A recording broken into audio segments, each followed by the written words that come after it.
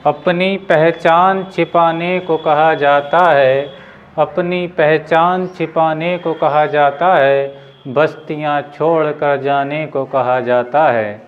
अपनी पहचान छिपाने को कहा जाता है, बस्तियां छोड़ कर जाने को कहा जाता है। पत्तियां हर रोज़ गिरा जाती है ये जहरीली हवा, पत्तियां हर रोज़ गिरा जाती है ये जहरीली हवा, और हमसे पेड़ लगाने को कहा जाता है, हमसे पेड़ लगाने को कहा जाता है। तो अंडरस्टैंड, स्वागत है एक बार फिर आप सभी का आपके अपने YouTube चैनल PS क्लासेस पर, जिस पर आज के वीडियो लेक्चर में हम पढ़ेंगे बेटा टोरॉइड के बारे में। टोरॉइड क्या होता है, ठीक है स्टैंड, और टोरॉइड के कारण चुंबकीय क्षेत्र की तीव्रता का व्यंजक किस प्रकार ज्ञात किया जाता है और उसका मान कितना आता है स्टैंड। तो आइए बिना किसी देरी के शुरू करते हैं अपने वीडियो लेक्चर को और समझते हैं टोरॉइड के बारे में। लेकिन स्टैंड टोरॉइड को समझने से पहले आपको परिनालिका के बारे में समझना पड़ेगा, क्योंकि बेटा किसी लंबी परिनालिका को अगर हम एक बलय के रूप में अर्थात रिंग के रूप में मोड़ दें स्टैंड, ठीक है, तो वो आकृति क्या कहलाती है, टोरॉइड कहलाती है। चलिए देखिए मैं आपको समझाता हूँ। जैसे कि देखिए स्टैंड, आपने इससे पिछले वीडियो लेक्चर में हमने आपको बताया था कि अगर कोई लंबी परिनालिका हो स्टैंड, क्या हो, लंबी परिनालिका हो जिस पर तार के बहुत सारे फेरे लपटे हो स्टैंड, जैसे कि आप देख रहे हैं स्टैंड, ठीक है।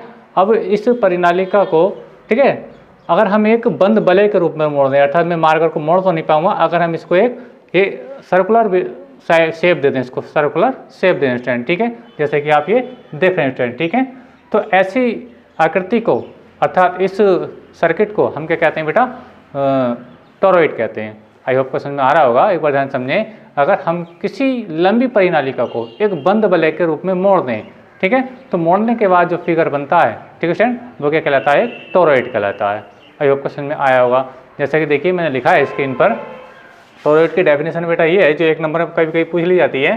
टोरॉइड एक बंद बलय के रूप में मोड़ी की परिनालिका को, एक बंद बलय, बलय मतलब रिंग के रूप में स्टैंड, ठीक है, मोड़ी की परिनालिका को क्या कहते हैं बेटा, टोरॉइड कहते हैं। आई होप को समझ में आया होगा स्टैंड, ठीक है। अब जाहिर सी बात है बेटा कि अब इस टोरॉइड में, ठीक है, ये आप देख रहे होंगे कि करंट इधर से फ्लो हो रहा है, ठीक है, यानी इस पर तार के बहुत सारे फेरे लिपटे हुए हैं। जैसे कि मैं आपको देखिए अब एक बार समझाने का प्रयास करता हूँ स्टैंड। जैसे मान लीजिए ये कोई लंबी परिनालिका है और इसको हमने एक वृत्ताकार रूप दिया था, इसको मोड़ने के बाद इसको ये वाला डिजाइन हमने इसको दिया है, ये डिजाइन क्या कहलाएगा आपका बेटा, टोरॉइड कहलाएगा। अब देखिए बेटा अगर यहाँ से हम बैटरी लगाएं, क्या लगाएं, ऐसे बैटरी लगाएं, ये मान लीजिए इस सिरे को हम बैटरी के धन सिरे से जोड़ें, इसको निगेटिव टर्मिनल से जोड़ें, ठीक है स्टैंड, तो करंट इस तार से प्रवाह हो जाएगा, यानी करंट जो आएगा इससे इधर को जाएगा, और इसमें जो चक्कर लगे हैं अर्थात फेरों की संख्या है, इसमें होता हुआ करंट बेटा इधर को बाहर निकल जाएगा स्टैंड, ठीक है। तो ये फिगर है आपका टोरॉइड स्टैंड, ठीक है। अब हम जानते हैं बेटा जब किसी चालक तार में करंट फ्लो कराया जाता है स्टैंड, तो उसके चारों ओर क्या होता है बेटा, चुंबकीय क्षेत्र उत्पन्न हो जाता है। आई होप क्वेश्चन में आ रहा होगा। तो अब ये देखना चाहेंगे इस फिगर के कारण इसकी अक्ष के किसी बिंदु पर, ठीक है स्टैंड, चुंबकीय क्षेत्र का मान कितना होगा स्टैंड। चलिए समझते हैं। देखिए अब इसको करने के लिए बेटा करते क्या है, देखिए मैं फेरों की संख्या की बात करूं तो आप देख रहे होंगे ये फेरा देखिए इसके ऊपर से होकर के जा रहा है, मैं इस तरह की याद कर रहा हूं, तार का ये वाला फेरा इसके ऊपर से होकर जा रहा है, अर्थात देखिए कहने का प्रयास मेरा ये है स्टैंड, आप समझे ध्यान से कि अगर इसी तार से समझें तो ये जो फेरा स्टैंड, ठीक है, जो इसके अंदर की ओर को मूव कर रहा है, ठीक है, और घूम करके बाहरी की ओर आ रहा है स्टैंड, ठीक है। तो अब यहाँ तक करंट जो आएगा बेटा इसके अंदर की ओर को, यानी यहाँ से करंट अंदर की ओर को जाएगा और घूम के इसके बाहर की ओर निकल कर आएगा। ध्यान से समझें, करंट इस तरह से जाएगा और घूमकर बेटा आएगा, इस टाइप से इसके अंदर चक्कर लगाएगा स्टैंड। आई होप क्वेश्चन में आ रहा होगा स्टैंड, ठीक है।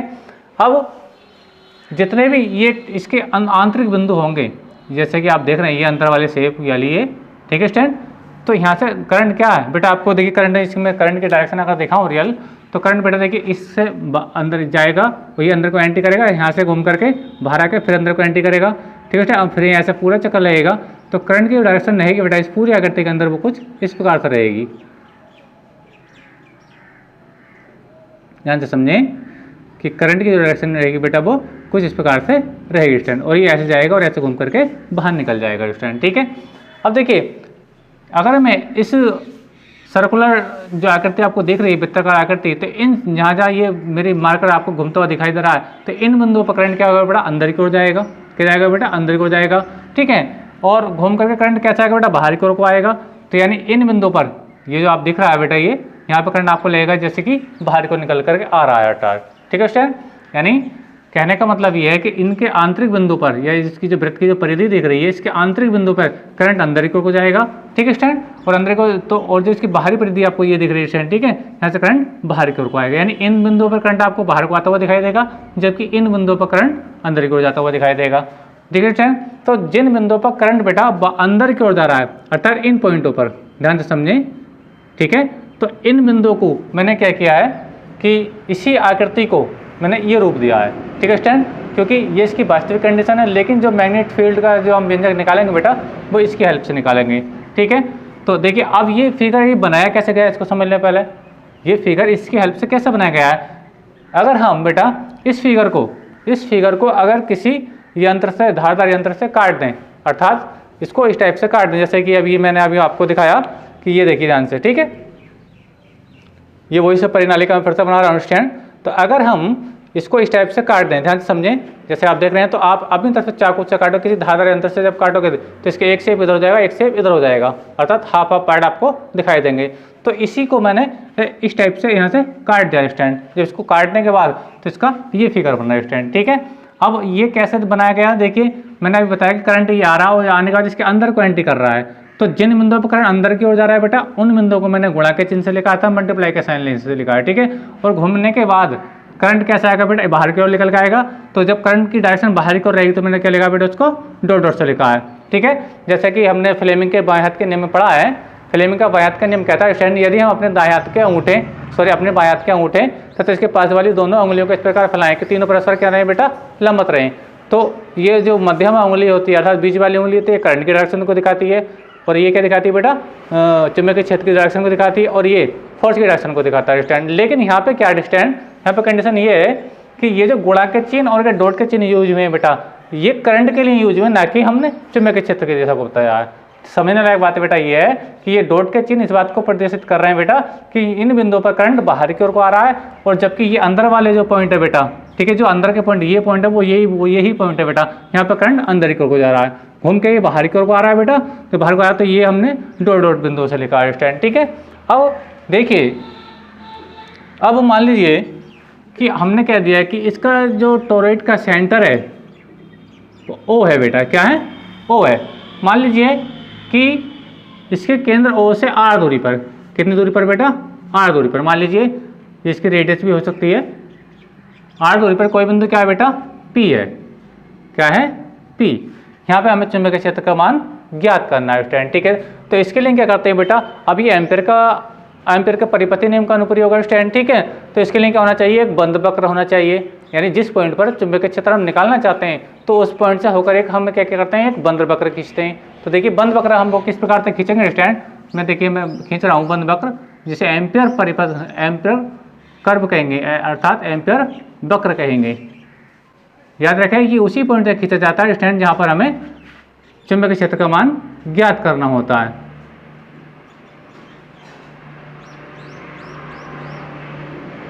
ये देखिए स्टूडेंट, ये हमने क्या किया बेटा, एक एम्पियर कर्व खींच लिया, अर्थात एम्पियर वक्र खींच लिया, जो कहाँ से होकर जा रहा है, बिंदु पी से होकर के जा रहा है। अब इस बिंदु, इस कर्व पर, ठीक है स्टूडेंट, जो चुंबकीय क्षेत्र की डायरेक्शन होगी वो क्या होगी, उसको आइए समझते हैं ध्यान से। देखिए बेटा, मैं अलग से इसी चीज़ को मैं अलग से बनाने का प्रयास कर रहा हूँ, देखिए ध्यान से समझें।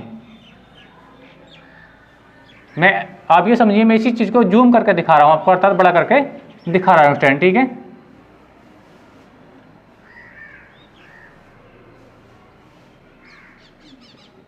देखिए स्टैंड, ऐसे तार के फेरे बेटा कुछ इस टाइप से लिपटे हैं, ठीक है, कुछ इस टाइप से, आई होप को समझ में आ रहा होगा, ठीक है स्टैंड। और ये इसका अंदर वाला फेरा है,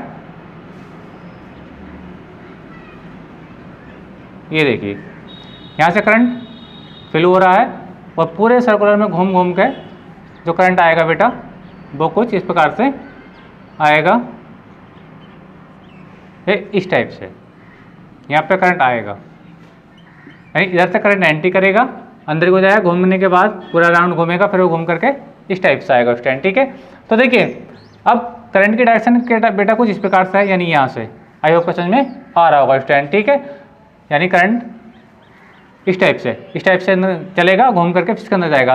तो देखिए बेटा इस पॉइंट पर धारा ऊपर की ओर चल रही है, इस पॉइंट की बात कर रहा हूँ। अभी मैं इस तरह की बात नहीं कर रहा हूँ, यानी मैं अभी यहाँ पे बात कर रहा हूँ, यहाँ पर कहाँ बात कर रहा हूँ बेटा, यहाँ पर बात कर रहा हूँ। ठीक है स्टूडेंट, तो देखिए करंट इस ओर को है और हम वैद्युत क्षेत्र देखना चाहें, सॉरी मैग्नेटिक फील्ड की डायरेक्शन देखना चाहें, तो हम दाएं हाथ के अंगूठे को, दाहिने हाथ के अंगूठे को करंट की डायरेक्शन में रखें, तो अंगुलियां जिस दिशा में कर्व करेंगे अर्थात घूमेंगी, वो चुंबकीय बल रेखाओं की दिशा होगी। चलिए देखते हैं। तो देखिए स्टूडेंट, धारा चल रही है इस टाइप से, यहाँ पे देखिए धारा ऊपर की ओर को चल रही है, तो अगर मैं यहाँ पे धारा से अंगूठा रखूँ तो मेरी उंगलियां कैसे घूमेंगी, ऐसे घूमेंगी, अर्थात चुंबकीय बल रेखाएं कैसे आएंगी बेटा, वो कुछ इस प्रकार से आएंगी। मैं आपको बताने का प्रयास करूँ, इस टाइप से एक कर्व के रूप में। ठीक है स्टूडेंट, यानी इस टाइप से। अच्छा, यहाँ पे देखना चाहो तो देखिए करंट, फिर से वही वाली बात, करंट इसके अंदर को रहेगा तो मेरी उंगलियां कैसे घूमेंगी, ऐसे घूमेंगी, अर्थात चुंबकीय बल रेखाएं इसके और पास रहेंगे, अर्थात इसको सेंटर मानते हुए इसके अंदर को, यानी इसके चारों ओर को चुंबकीय बल रेखाएं घूमेंगी। लेकिन अगर मैं बात करूँ इसके इस बिंदुओं पर, यानी यह ये वाले बिंदु दिखाए गए, ये बिंदु, ठीक है, या फिर मान लीजिए कि ये वाले पॉइंट जो है, ठीक है, तो यहाँ पर करंट क्या है बेटा, अंदर की ओर को है, आप देख रहे हैं गोला का चिन्ह है, तो करंट अंदर की ओर का, तो यहाँ अगर मैं अंगूठे को करंट की डायरेक्शन में रखता हूँ इस टाइप से, तो मेरी उंगलियां कैसे घूमेंगी बेटा, ऐसे घूमेंगी, अर्थात यहाँ चुंबकीय बल रेखाएं कुछ इस प्रकार से होंगी स्टूडेंट, किस प्रकार से होंगी, इस प्रकार से होंगी। इन बिंदुओं पर बात कर रहा हूँ। ठीक है, अगर मैं बात करूँ बेटा इन बिंदुओं की, यानी कहाँ पर, यहाँ पर, ठीक है, जो करंट आपको क्या लगेगा, बाहर की ओर आता हुआ प्रतीत होगा, करंट क्या लगेगा आपको, बाहर की ओर आता हुआ प्रतीत होगा। अब देखिए हम अंगूठे को कहाँ लगाएं बेटा, करंट की डायरेक्शन, चाहे यहाँ पे देख लो चाहे यहाँ पे देख लो, एक ही बात है बेटा। तो करंट जो अंगूठे को, क्योंकि ये डॉट का चिन्ह बता रहा है करंट बाहरी की ओर को आ रहा है, बाहर की जो अंगूठा मैं करंट की दिशा में रखूंगा तो मेरी उंगलियां कैसे घूमेंगी बेटा, ऐसे घूमेंगी, अर्थात यहाँ पे चुंबकीय बल रेखाएं कुछ इस प्रकार से आपको देखने को मिलेंगी। लेकिन वो सब चुंबकीय बल रेखा हमें उससे मतलब नहीं है, फिलहाल हमें तो रहेगा इसके सेंटर में जहाँ हमने कर्व खींचा, यहाँ पे चुंबकीय क्षेत्र का मान कितना आएगा, उसकी दिशा किधर होगी और उसका मान कितना होता है। चलिए, तो देखिए बेटा कि यहाँ पे जो चुंबकीय बल रेखाएं होंगी, ठीक है, वो मैं यहाँ पे बता देता हूँ आपको, किसी भी पॉइंट पर ले लीजिए, क्योंकि देखिए कि यहाँ पे जो करंट ऐसे है तो चुंबकीय बल रेखा ऐसे होंगी, अर्थात यहाँ पे देखो तो ऐसी, तो मैं यहाँ पे इसको बताने का प्रयास कर रहा हूँ कि चुंबकीय क्षेत्र की जो डायरेक्शन आएगी बेटा, वो क्या आएगी, इस ओर को आएगी। किसी भी बिंदु पर देखो इसकी परिधि को स्पर्श करते हुए ये बी की डायरेक्शन होगी, बी है अर्थात मैग्नेटिक फील्ड है, और इसी दिशा में क्या रहेगा आपका रेखीय सदिश, क्या रहेगा, रेखीय सदिश, जिसे हम क्या लिखते हैं बेटा, डी आई लिखते हैं, क्या लिखते हैं, डी आई डिस्टेंस। ठीक है, अगर मैं इस पॉइंट पर बात करूं तो इस पॉइंट पर जो मैग्नेटिक फील्ड होगा वो बेटा ऊपर की ओर होगा, यानी ये कुछ इस टाइप से होगा, और इसी दिशा में क्या होगा आपका रेखीय सदिश होगा। ठीक है, जिसे हम डी आई से लिखेंगे अभी। ठीक है स्टूडेंट, चलिए अगर मैं इस पॉइंट पर बात करूं, इस वाले पॉइंट पर है ना, तो चुंबकीय क्षेत्र फिर से देखो इसके अनुदिश, इसकी परिधि के अनुदिश, अर्थात इसको स्पर्श करता हुआ।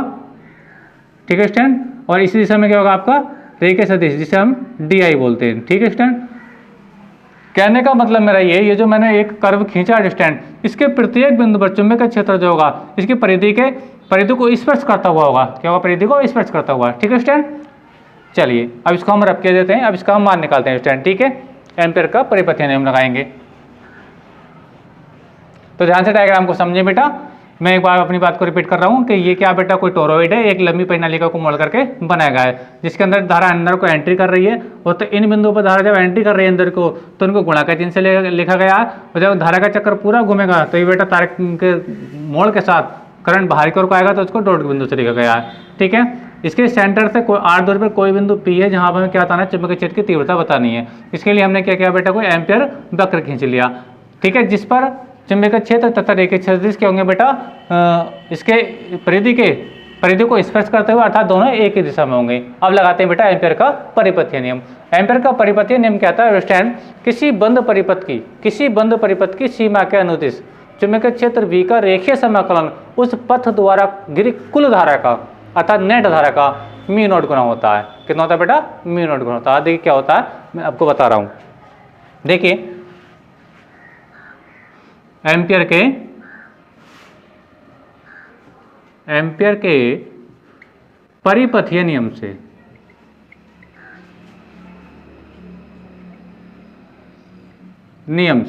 क्या होता है परिपथीय नियम, B डॉट डी एल या डी आई, जिसे रेखीय सदिश कहते हैं, म्यू नॉट और आई नोट लिख दो या आई टोटल लिख दो। जहाँ आई नोट क्या है बेटा, कुल धारा है, आई नोट क्या है बेटा, कुल धारा है। चलिए कर सोल्व करते हैं इसको। अब देखिए इसको खोलते हैं तो वेक्टर का आदेश गुणा है, ये होता, जैसे मैंने आपको पिछले लेक्चर में बताया था, ये होता है वेक्टर ए वेक्टर बी बराबर क्या होता है, A B cos theta distance, ठीक है। तो इसी को खोलना है डिस्टेंस, तो हो जाएगा V D L cos zero. Zero क्यों, क्योंकि बेटा इसकी परिधि पर चुंबकीय क्षेत्र V और ए के सदिश डी ए दोनों क्या है बेटा, एक ही दिशा में है, अर्थात जब एक दिशा में तो इसके बीच में एंगल कितना है, जीरो है। कितना है, जीरो डिस्टेंस, ठीक है। अगर आपको समझ आ रहा होगा, इसके बीच का एंगल इसलिए है क्योंकि चुंबकीय क्षेत्र B और ए के सदिश डी आई या डी एल दोनों क्या है बेटा, एक ही दिशा में है, और जब एक ही दिशा में है तो इनके बीच का एंगल कितना है, जीरो है, अर्थात यहाँ पर इनके बीच का थीटा कितना है, जीरो। तो थीटा ये हो गया, ठीक है। इसको हम ऐसी कॉपी करते हैं, म्यू नॉट और ये आई नॉट। आई नॉट का मतलब है बेटा कुल धारा। अभी मैं इसका मान निकाल के दिखाऊंगा आई नॉट कैसे निकलेगा। चलिए आगे सॉल्व करते हैं। तो V डी एल, ठीक है, और कोस जीरो का मान कितना होता है बेटा, 1 होता है। 1 की गुणा से होता है, ये रह जाएगा बेटा। चलिए म्यू नॉट और ये आई नॉट, ठीक है स्टैंड। अब V को बाहर निकाल सकते हैं, क्योंकि देखिए बेटा जितना चुंबकीय, क्योंकि ये त्रिज्या ये बंद है यानी गोलीय वक्र है, तो किसी भी वृत्त की त्रिज्या बेटा हमेशा क्या होती है, सभी की बराबर होती है। चाहे कि इसके अगर कितनी भी त्रिज्या इसके अंदर ड्रॉ कर ली जाए तो सब त्रिज्याएं क्या होंगी, एक दूसरे के बिल्कुल बराबर होंगे स्टैंड, ठीक है। अर्थात कहने का मतलब ये इसके इस बंद वक्र के प्रत्येक बिंदु पर चुंबकीय क्षेत्र का मान क्या होगा, बिल्कुल बराबर होगा, अर्थात बी क्या होगा, कांस्टेंट होगा, इसलिए कांस्टेंट को हम बाहर निकाल लेंगे। तो डेटा ये रहेगा बी और ये रहेगा बेटा डी एल और ये रहेगा म्यू नॉट और ये बेटा रहेगा आपका आई नॉट, ठीक है। अब देखिए बेटा ये क्या डी एल, इस ये जो बंद वक्र है इसकी छोटी सी लेंथ क्या है, छोटी सी लेंथ। अगर हम डी एल को जोड़ेंगे तो पूरा क्या बन जाएगा, एक बेटा वृत्त की परिधि बन जाएगी, वृत्त की परिधि बन जाएगी। और वृत्त की परिधि का जो सूत्र होता है बेटा वो क्या होता है बेटा, वेरी गुड, 2 पाई आर के बराबर होता है। क्या होता है, 2 पाई आर के। अर्थात जब हम डी एल को जोड़ेंगे बेटा, डी एल बहुत सारे डी एल इसके अंदर मिले हुए हैं फ्रेंड, ठीक है, सबको जोड़ेंगे तो क्या बनेगा, एक वृत्त बनेगा। और वृत्तीय पथ की जो लंबाई होती है वो 2 पाई आर के बराबर होती है स्टैंड, ठीक है। तो इसका जो मान हो जाएगा, इसका मान हो जाएगा बेटा 2 पाई आर हो जाएगा। कितना हो जाएगा, 2 पाई आर, यानी वृत्त की परिधि। तो ये हो जाएगा बी, ये हो जाएगा 2 पाई आर और ये जाएगा बेटा इधर कुछ नहीं किया, मी नॉट और ये आई नॉट स्टैंड, ठीक है। ध्यान से समझे, हमने इसका क्या किया बेटा, वेक्टरों का जो हमने कक्षा 11 में पढ़ा है अदिश गुणन, हमने इसको खोल दिया। बी और डीएल के बीच का कोण कितना, जीरो, इसलिए जीरो कोस जीरो का कितना होता है बेटा, 1 होता है। 1 की गुणा डीएल से करेंगे तो बेटा ये सेम वैल्यू हो जाएगी। लेकिन जब ऐसे ऐसे डीएल छोटे छोटे पार्ट जब जुड़ेंगे तो पूरा क्या बन जाएगा, एक वृत्त की परिधि बन जाएगी। और वृत्त की परिधि कितनी होती है बेटा, 2 पाई आर के बराबर होती है, ठीक है स्टैंड। चलिए अब देखते हैं, अब बात करते हैं आई नोट की। किसकी बेटा, आई नोट। आई नोट क्या है बेटा, इस टोरॉइड में बहने वाली कुल धारा। तो कुल धारा कितनी होगी इसको बात को समझते हैं। देखिए इसको समझने के लिए आपको ये समझना पड़ेगा, मान लीजिए बेटा इस टोरॉइड के एकांक लंबाई में, इस टोरॉइड की एकांक लंबाई में फेरों की संख्या कितनी है बेटा, वो n है। अभी आपको समझ में आ रहा होगा, इसके एकांक लंबाई में, इस टोरॉइड की एकांक लंबाई में फेरों की संख्या कितनी है बेटा, n है, ठीक है। चलिए मैं लिखकर बताता हूँ। माना टोरॉइड की एकांक लंबाई अर्थात 1 सेंटीमीटर लंबाई में, एकांक लंबाई शॉर्ट में लिखता हूँ, लंबाई में फेरों की संख्या कितनी है बेटा, n है। कितनी है, n है। ध्यान से समझे, इसके एकांक लंबाई में अर्थात 1 सेंटीमीटर में फेरों की संख्या कितनी है बेटा, 1 सेंटीमीटर बोलो या 1 मीटर बोलो, उसमें फेरों की संख्या कितनी है बेटा, n है। अब इसकी जो फेरों की इसकी टोटल लेंथ कितनी होगी, इसकी टोटल लेंथ कितनी होगी, अर्थात इसमें कुल कितने फेरे होंगे। तो ध्यान से समझे, मैंने बताया था कि अगर वृत्त की बात करें, किसी वृत्त की बात करें तो वृत्त का जो परिमाप होता है अर्थात उसकी जो परिधि होती है, उसकी टोटल लंबाई कितनी होती है, 2 पाई आर के बराबर होगी। यानी इसकी एकांक लंबाई में फेरों की संख्या कितनी है, n है। तो 2 पाई आर लंबाई में फेरों की संख्या कितनी होगी, बात को समझो। एकांक लंबाई में फेरों की संख्या कितनी है बेटा, n है, ठीक है। और इसकी पूरी लंबाई कितनी है, 2 पाई आर है। तो 2 पाई आर में फेरों की संख्या कितनी होगी, 2 पाई आर एन होगी। Very good, I hope question में आ रहा होगा, ध्यान से समझे। अगर इसके मैं इस चीज़ को यहाँ पे दिखाने का प्रयास करूँ, इसकी एकांक लंबाई में फेरों की संख्या कितनी है बेटा? एन है। एकांक लंबाई में फेरों की संख्या एन है, लेकिन पूरे वृत्त की परिधि जो होती है उसकी लंबाई कितनी होती है? 2 पाई आर के बराबर होती है। जब एकांक लंबाई में फेरों की संख्या एन है तो 2 पाई आर लंबाई में फेरों की संख्या कितनी होगी? 2 पाई आर एन होगी। आई होप क्वेश्चन में आ रहा होगा। जैसे जानते हैं कि एक किताब का मूल्य 5 रुपये है, तो 5 किताबों का कितना हो जाएगा? 5 × 5। आई होप क्वेश्चन में आ रहा होगा। जब एकांक लंबाई में फेरों की संख्या कितनी है बेटा? एन है, तो 2 पाई आर एन लंबाई में फेरों की संख्या कितनी हो जाएगी? 2 पाई आर एन हो जाएगी स्टूडेंट। ठीक है, चलिए तो लिखते हैं, इसलिए 2 पाई आर लंबाई में, लंबाई को शॉर्ट में लिख रहा हूं, लंबाई में फेरों की संख्या कितनी होगी बेटा? 2 पाई आर एन होगी। आई होप क्वेश्चन में आ रहा होगा स्टूडेंट। ठीक है, ध्यान समझे। माना टोरॉइड की एकांक लंबाई में फेरों की संख्या कितनी है बेटा? एन है। एकांक लंबाई में फेरों की संख्या कितनी है? एन है। इसलिए 2 पाई आर लंबाई में फेरों की संख्या कितनी होगी? वो 2 पाई आर एन के बराबर होगी अर्थात। ठीक है स्टूडेंट, चलते हैं अब आगे को, इसको यहाँ से थोड़ा इस टाइप से कर लेते हैं स्टूडेंट। ठीक है, अब देखिए मान लीजिए कि टोरॉइड के एक तार में अर्थात एक फेरे में कितनी धारा बह रही है बेटा? आई धारा। टोरॉइड के एक फेरे में जो बहने वाली धारा कितनी है बेटा? वो आई है। ठीक है, इसलिए मैं लिख देता हूं, चलिए इसको समझा देता हूं। एक फेरे में बहने वाली धारा कितनी है बेटा? वो मान लीजिए आई है। एक फेरे में बहने वाली धारा कितनी है बेटा? आई है। अब फेरे इसके अंदर कुल कितने हैं? कुल फेरे कितने बेटा? लंबाई में फेरों की संख्या अर्थात कुल संख्या कितनी है? 2 पाई आर एन। यानी एक फेरे में जो धारा बह रही है वो कितनी धारा रही है? आई धारा बह रही है। ठीक है, लेकिन 2 पाई आर एन फेरों में कितनी धारा बहेगी? यानी एक फेरे में, अगर मैं एक फेरे की बात करूँ स्टूडेंट, तो उसमें आई धारा बह रही है, लेकिन कुल फेरे हैं कितने? कुल फेरे हैं बेटा आपके 2 पाई आर एन। तो 2 पाई आर एन फेरों में कितनी धारा आ जाएगी? वेरी गुड, आई से गुणा कर देंगे, 2 पाई आर एन आई हो जाएगा। यानी एक फेरे में बहने वाली धारा है बेटा आई, इसलिए तो 2 पाई आर एन फेरों में कितनी धारा हो जाएगी? 2 पाई आर एन इंटू आई हो जाएगी। तो लिख देते देखिए, इसलिए 2 पाई आर एन फेरों में बहने वाली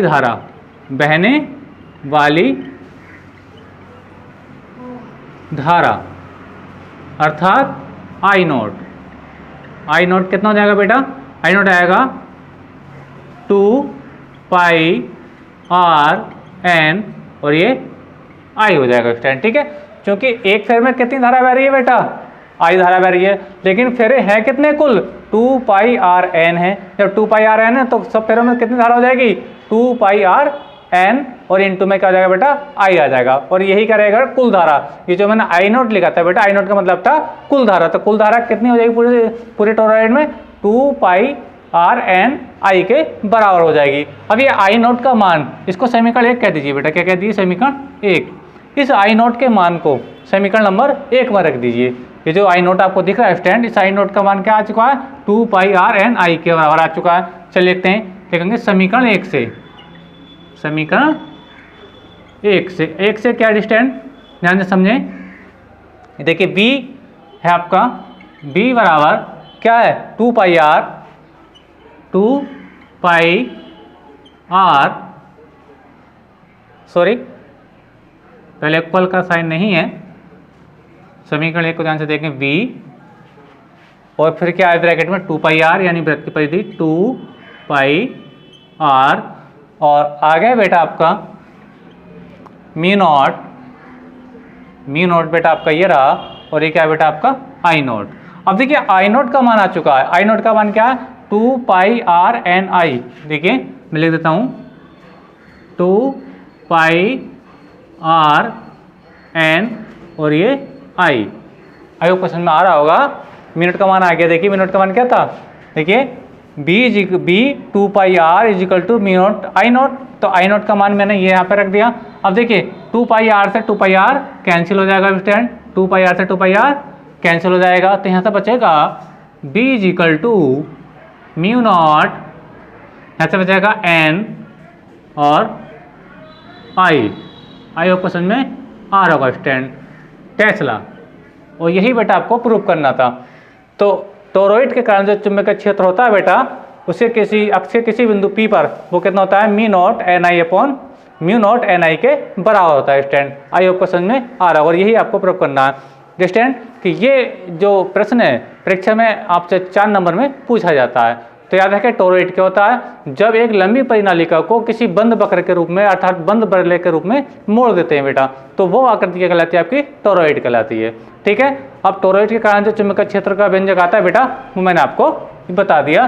देखिए यहाँ से इसको स्टार्ट करेंगे। एम्पियर का परिपत्र नियम याद रखें, ये एम्पियर के परिपत्र नियम का तीसरा अनुप्रयोग अर्थात अंतिम अनुप्रयोग है स्टूडेंट। ठीक है, पहला अनुप्रयोग क्या था इसका, अनंत लंबाई के सीधे तारे के कारण चुंबकीय क्षेत्र याद करना। दूसरा अनुप्रयोग था किसी लंबी परिनालिका की अक्ष पर चुंबकीय क्षेत्र का मान ज्ञात करना। और तीसरा जो अनुप्रयोग बेटा वो टोरॉइड के कारण उत्पन्न चुंबकीय क्षेत्र का मान ज्ञात करना है। तो स्टूडेंट ये आज का वीडियो कैसा लगा कमेंट करके जरूर बताइए। वीडियो अगर आपको पसंद आया स्टूडेंट तो वीडियो को लाइक कीजिए, शेयर कीजिए एंड कमेंट कीजिए। और चैनल पर नहीं है तो चैनल को सब्सक्राइब भी जरूर कीजिए। थैंक यू, धन्यवाद, बेस्ट ऑफ लक। अब इसका नोट्स बना लीजिए, वीडियो में अपनी कॉपी में कॉपी कर लीजिए।